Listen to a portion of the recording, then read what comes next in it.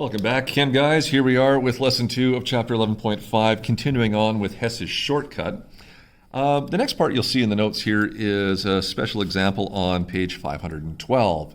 And this relates to some issues that we have with the formation when it comes to our intermolecular forces, or things like London, dipole-dipole, and that special case of hydrogen bonding. If you take a look at water on your chart here, you'll notice that there are two different enthalpy changes based upon whether or not I'm forming vapor or liquid. And you'll notice that the formation of water vapor is less enthalpy change than the formation of liquid water.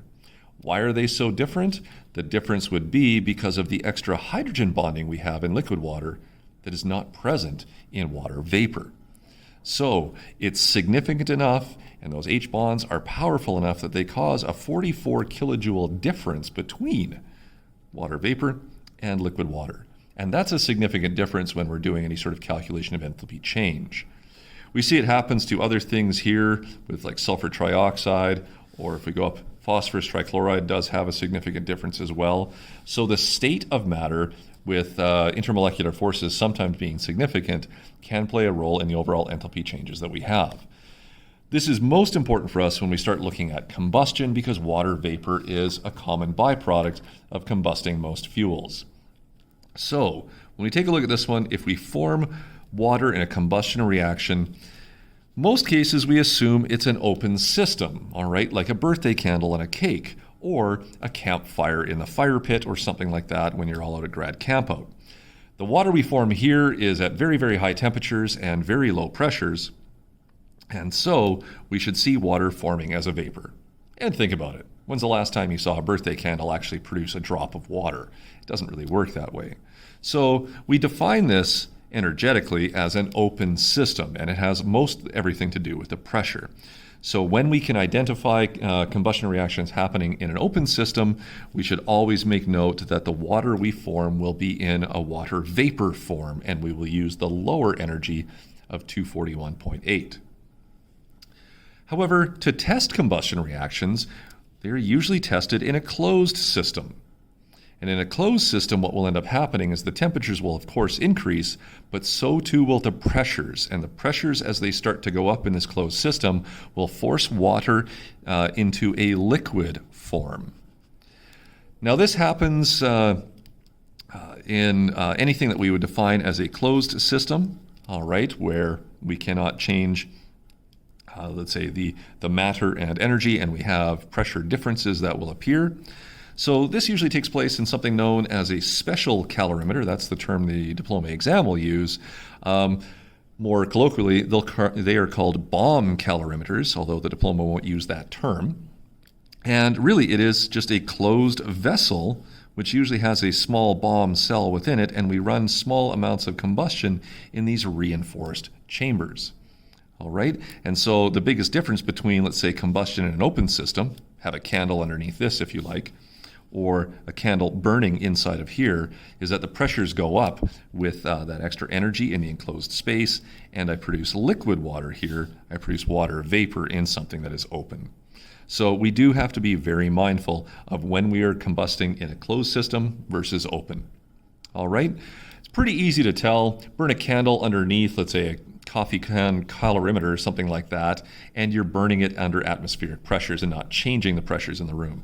Burn it in a closed space or special calorimeter, and you will definitely have a closed system, which we can identify here.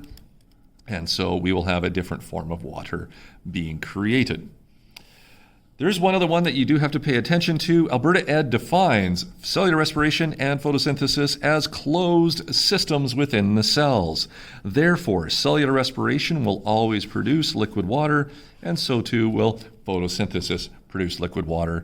And if you can think of the conditions of how your cell operates, or how a chloroplast in a plant, on just a nice summer's day or something like that, would run photosynthesis, these things would be happening under conditions that would make most sense with liquid water being formed.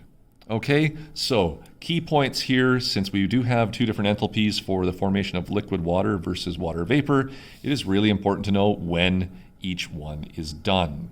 Okay, so open system, it's a vapor. Closed systems, it is a liquid.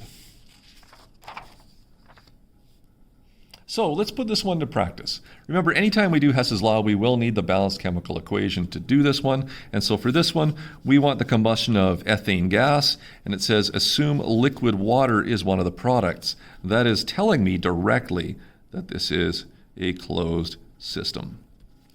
Okay, other terms, I could go the other way around and say it's a closed system. I could say it's burned in a calorimeter. I could talk about cellular respiration or photosynthesis, but you'll have to interpret this when you're doing Hess's law. The reason why I need it here is because I don't have any don't necessarily have equations shown to me in the shortcut. So unlike Hess's law previously, where we were shown chemical equations with states, I kind of lack that here. So I have to assess the system or any helpful information. So we run the combustion here. You got C2H6. That's ethane, and that's a gas. If I burn it, it burns in the presence of oxygen. And in this case, I would produce the most common oxide of carbon, which is carbon dioxide gas. And in this case, I am producing a liquid water.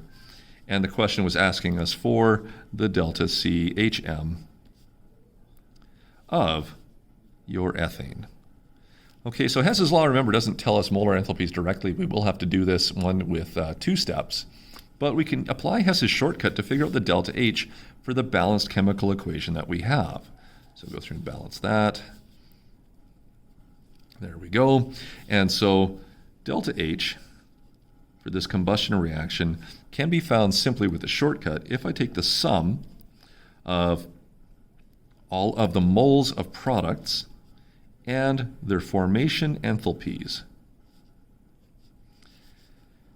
Take away from that the energy it would take to decompose any of my reactants. And so again, I have 2 reactants, so I have a sum of these changes.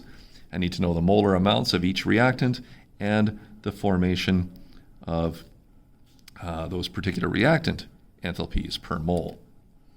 So all of this comes from our data table.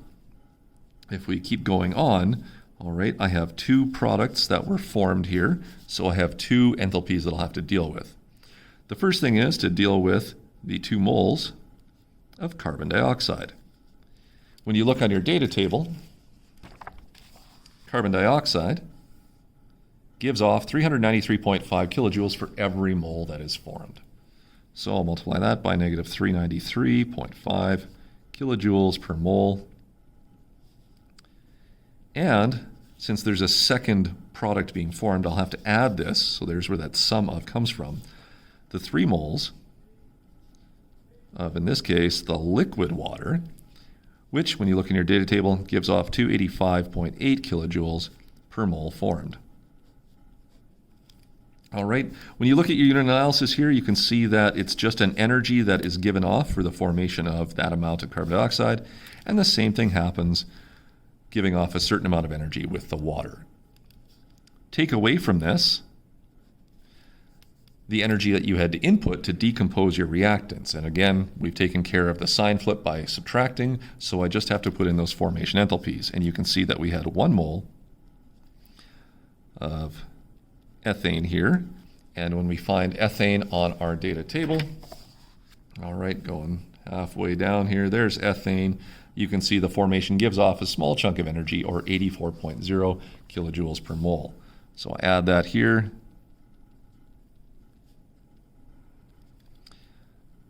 All right, put in my brackets. And then, of course, I have to add the formation of oxygen. But remember, we had come up with a rule for this table. Elements are arbitrarily defined as 0 kilojoules of enthalpy change in their formation or decomposition. So I just add 0 into my equation here. Kind of redundant, but it is a nice thing to do and very clearly communicates to me that you guys are paying attention to the fact that elements are 0 enthalpy change in these chemical reactions. So there we go. We have our total equation. Moles cancel out, so we can just take a look at our total energy differences here. And so if we go through this one, we can find that 2 times negative 393.5 is negative 787. 3 times negative 285 is about a negative 857. And so for our formation of products, we see a very large release of energy, or 1644.4 kilojoules. Take away from that the energy you had to input to decompose your reactant of ethane here, and it's just 1 times 84 plus 0 gives us negative 84.0 kilojoules.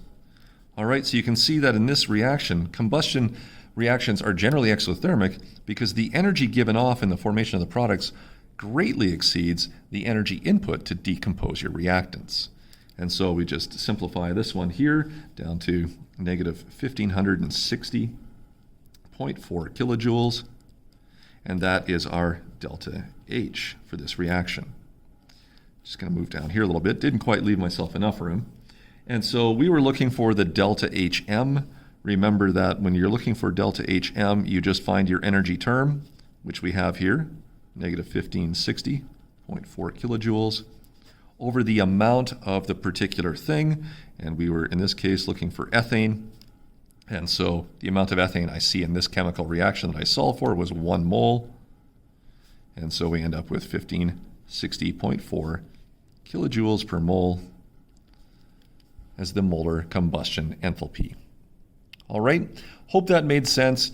Remember, it's just products minus reactants here. We're only using the formation numbers, and we've simplified all of the decomposition and eliminated all of those other equations by going to this shortcut, if you will. And it just means that you would remember this formula. Yeah, there's lots of little symbols and variables in it, but break it down. It's just the sum of the molar enthalpies of formation of your products times the mole quantities, because you're relating it to a balanced chemical equation. Okay, so for this next one here, we'll go through it maybe in the next video. All the explanation of that first one did take up a good chunk of time, so we'll go through a couple more here in our next video, and we'll just keep moving along with our examples. All right, see you in lesson 3.